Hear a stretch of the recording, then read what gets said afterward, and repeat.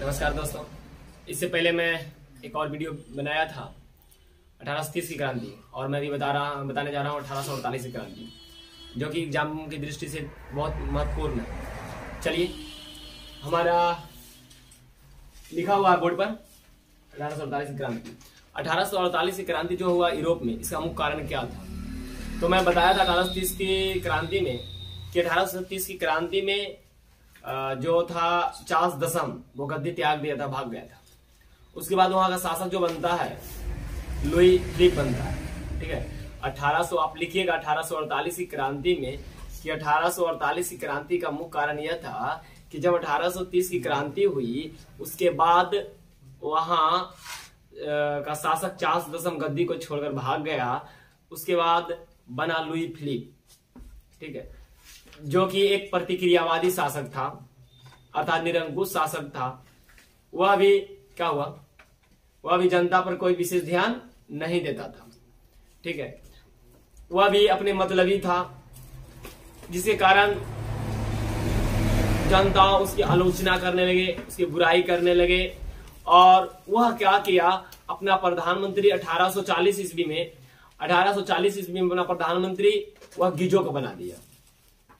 गीजो भी एक प्रतिक्रियावादी ठहरा। ठीक है, मैंने क्या कहा कि 1830 की क्रांति के बाद वहां का जो शासक बना, कहाँ का, फ्रांस का, ठीक है, बना शासक लुई फिलिप।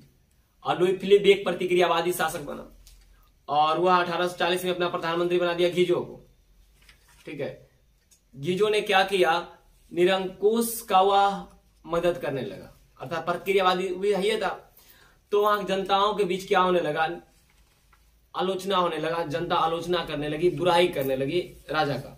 ठीक है, जिसके कारण चारों तरफ उसका विरोध होने लगा।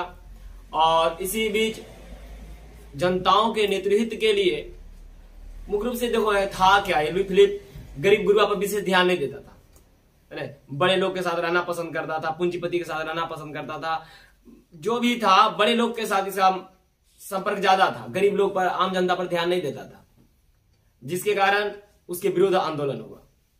ठीक है, तो हुआ क्या, 22 फरवरी 1848 ईस्वी को पेरिस के थियर्स में एक विशाल भोज का आयोजन किया गया, जिसमें बहुत सारा जनता पहुंचा था, बहुत सारा लोग थे।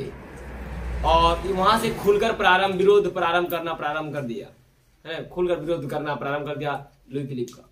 और अंततः 24 फरवरी 1948 को वह क्या किया, गद्दी छोड़कर भाग गए। सिंपल सी बात है। और इस तरह से 1848 की क्रांति क्या हुई, समाप्त हुई। तो मैंने क्या कहा, 1848 की क्रांति क्या कारण थे? तो 1848 कुछ क्रांति नहीं, अब फिर से एक बार सुनिएगा। मैंने कहा 1830 के बाद फ्रांस का शासक कौन बना था, लुई फिलिप बना। वह भी क्या था, निरंकुश था, जनता के ऊपर कोई ध्यान नहीं देता था, बड़े लोगों के साथ रहना पसंद करता था, पूंजीपति के साथ रहना पसंद करता था। ठीक है, और 1840 ईस्वी में उसने अपना प्रधानमंत्री गीजो को बना दिया। गीजो भी क्या था, एक प्रतिक्रियावादी शासक था। वह भी जनता के ऊपर विशेष ध्यान नहीं देता था, ना तो विदेश नीति में कोई ध्यान रखता था। ठीक है, इसके कारण देश में उसकी आलोचना होने लगी, लोग उसकी बुराई करने लगे। तब आंदोलन, उसके खिलाफ आंदोलन हुआ। और 22 फरवरी 1848 को पेरिस में थियर्स के नेतृत्व में एक भोज का आयोजन किया गया। लोग संग्रहित हुए, एकजुट हुए, और वहां से खुलकर क्या होने लगा, विरोध होने लगा। और 24 फरवरी 1948 को वह गद्दी छोड़कर क्या किया, भाग गया। इस तरह से 1848 क्रांति क्या हुआ, समाप्त हुआ।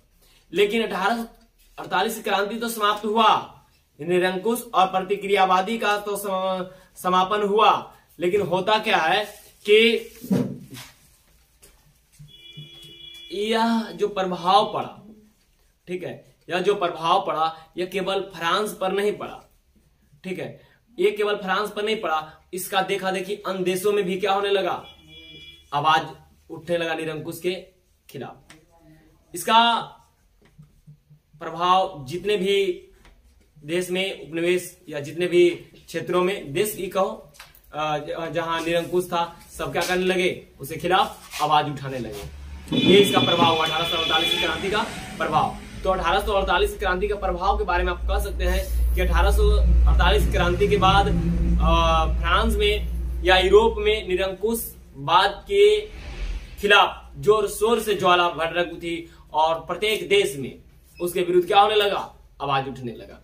ठीक है, ये उस समय जब इसका विरोध कर रहे थे अर्थात लुई फिलिप का, तो लोगों का नारा था यह जो सरकार है, लुई फिलिप जो है जो सरकार है या क्या है, धनियों के लिए और धनियों द्वारा संचालित सरकार है। ठीक है, ये सब बातें बस यही लिखना है 1848 क्रांति में मुख्य रूप से, बाकी कुछ नहीं। ठीक है, तो मैं इससे पहले 1830 क्रांति बताया था, आज 1848 क्रांति बता देता हूं। जो जो इंपोर्टेंट क्वेश्चन आएंगे आपका एग्जाम की दृष्टि से मैं बताता रहूंगा। ठीक है, मिलते हैं नेक्स्ट वीडियो में, तब तक के लिए धन्यवाद।